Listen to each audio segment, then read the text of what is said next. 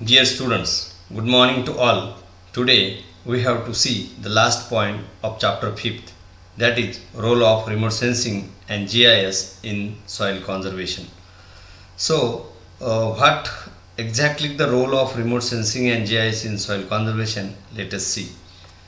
As we know that remote sensing is a very authentic and very perfect, precise and accurate um, tool for the measurement of soil erosion as well as soil conservation. So how remote sensing and GIS helps are helpful for the soil conservation and for the measurement of soil erosion? Let us see. Soil erosion assessment is a capital intensive and time consuming exercise because no one knows where is the mm, uh, more erosion of the soil and where is the less erosion of soil. Only remote sensing and GIS or the images which is taken by the satellite that can help only to do the assessment of soil erosion. A number of parametric models have been developed to predict the soil erosion at drainage basins, yet universal soil loss equation is most widely used empirical equation for estimating annual soil loss from agricultural basins. As we know that there is a rainfall every year, and with the rainfall or heavy rainfall always erode the soil and erode the soil material, and running water or the river water brings it somewhere, and that's why it is very difficult to count or to measure how much amount of soil get eroded. But universal soil loss equation is the very useful equation so far the soil erosion assessment is concerned. While conventional methods yield point based information, remote sensing technique makes it possible to measure hydrologic parameters on spatial scales, which GIS integrates the spatial analytical functionality for spatially distributed data. Some of the inputs of the model, such as cover factor and lesser extent supporting conservation practice factor and soil erodibility factor, can also be successfully derived from remotely sensed data.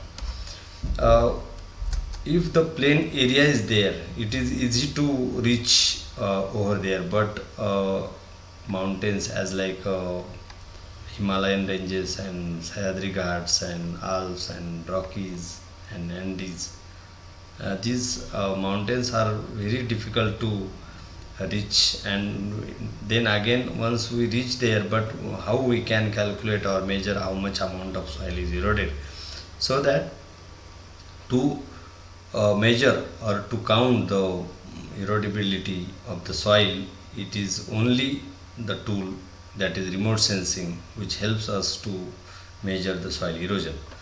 So let us see passive and active systems. Passive remote sensing systems record electromagnetic energy that is reflected or emitted from Earth's surface and atmosphere.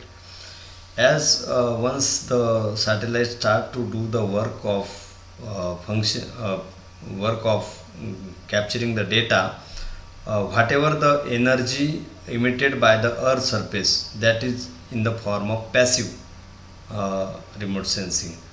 Whatever the earth release the energy, that is captured by the satellite, and that is the passive remote sensing. Active sensors create their own electromagnetic energy, that is transmitted from the sensors towards the terrain. Means satellite have own sensor, and it throws the lights or throws the energy towards the terrain. And once the terrain received that energy, it again start to reflect or again start to emit, interacts with the terrain, producing back scatter of energy, and is recorded by remote sensor receiver. Whatever the emitted energy is there, that is received by the sensor, that is called as active sensors. So thus passive sensors as well as active sensors are useful to capture the data regarding the earth surface, same way regarding the soil surface. So passive microwave applications are there. Some most important applications regarding the soil moisture. Not only soil moisture but soil color, soil depth, soil quality, soil wetness, and soil erosion is also measured or captured by the passive microwave application. And these are another functions which is not important so far the soil erosion is concerned. Crop discrimination using SAR, synthetic aperture radar. The backscatter response is function of crop roughness, moisture, and geometry. Different crops have different backscattering properties based on their canopy structure and moisture content. In the case of rice crop, the background standing water has a significant contribution to the backscatter till the PI stage. In the case of crops where there is no background standing water, the backscatter is influenced by row orientation, density, canopy, and soil moisture and roughness. Whenever satellites capture the data with its sensor, at that time, how is the background? If there is water, particularly regarding the rice, as we know that rice is a crop where there is a full of water in the field, and that back water or background of water is functioning as the backscatter, and which is important so far the soil erosion is concerned or soil conservation is concerned. And if there is no background water, standing water, then backscatter is influenced by row orientation, density, canopy, and soil moisture and roughness. So how remote sensing and GIS directly helps in the soil conservation? Let us see. Identification of high erosion risk areas is of prime importance in soil conservation planning.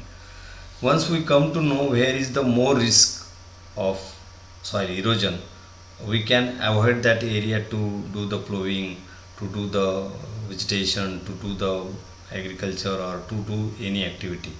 So we take initiatives for avoiding these risk, and that's thus remote sensing help us to identification of high erosion risk areas. If we do not identify these areas, then there is a continuous erosion. But once we come to know, yes, there is a more erosion, more possibility of erosion, then we can stop the activities.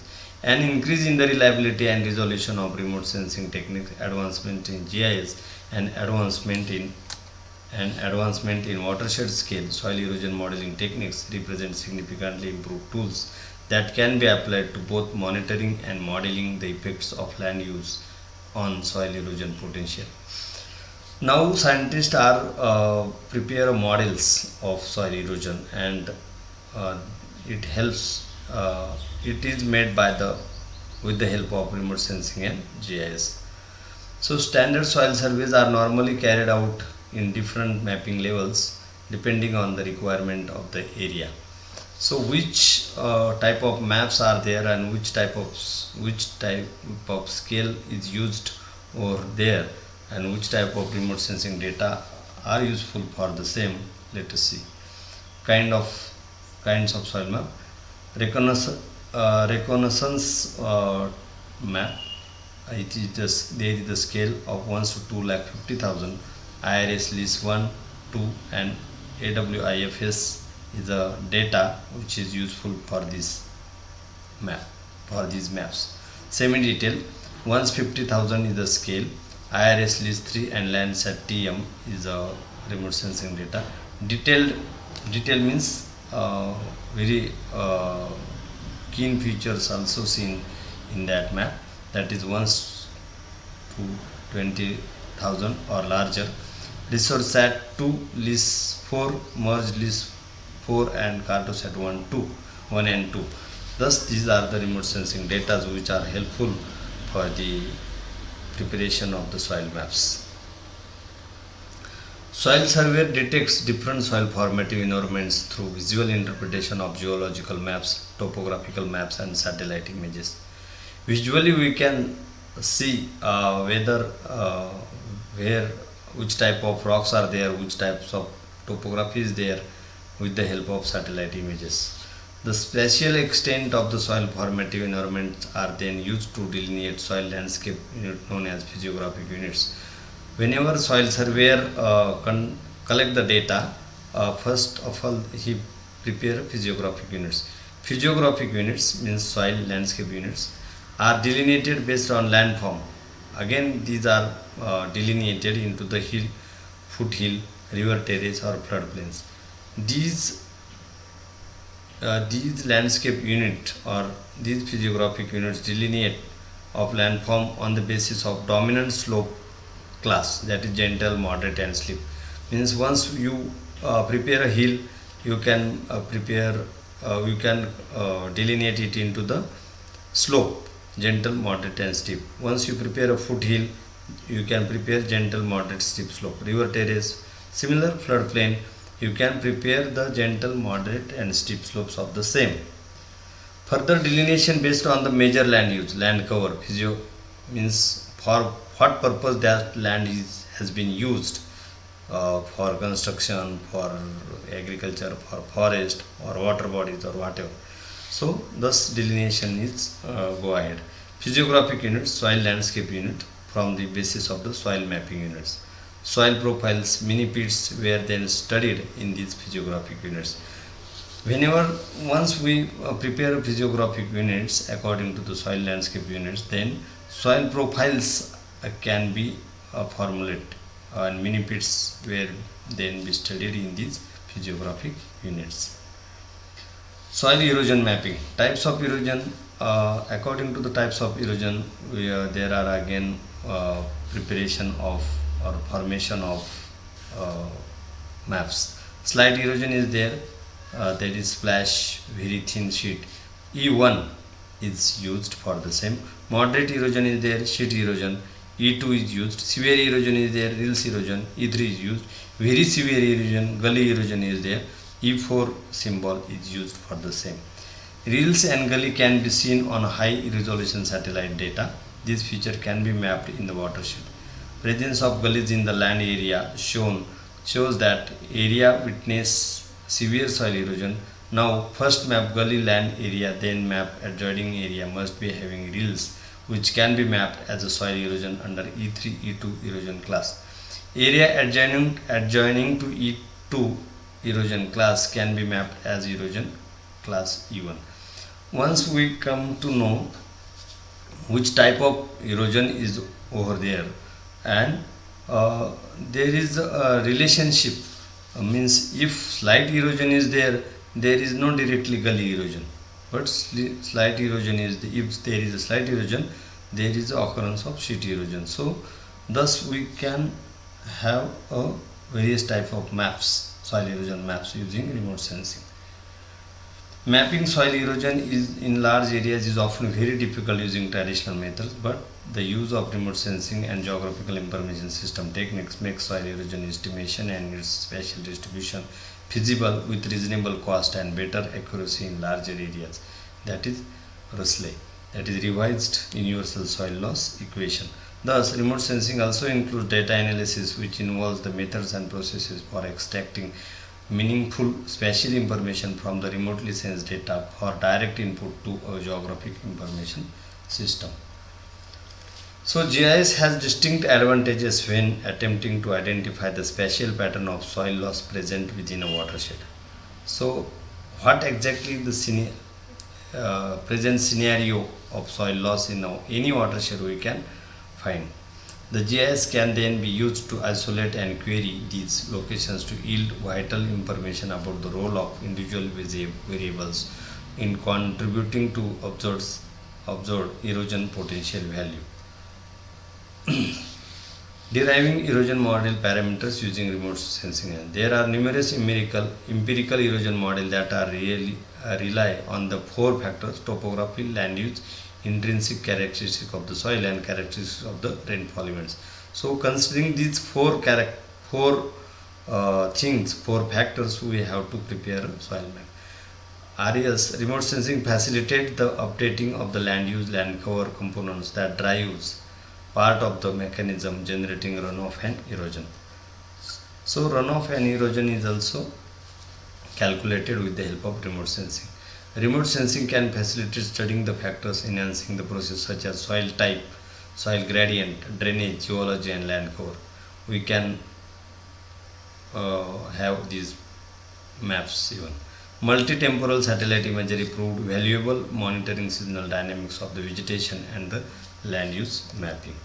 So in this way we can do various maps, or we can prepare a various maps with the help of remote sensing and GIS. Thus there is a very vital role in the soil conservation by remote sensing and GIS. Okay, so we stop here. Thank you very much.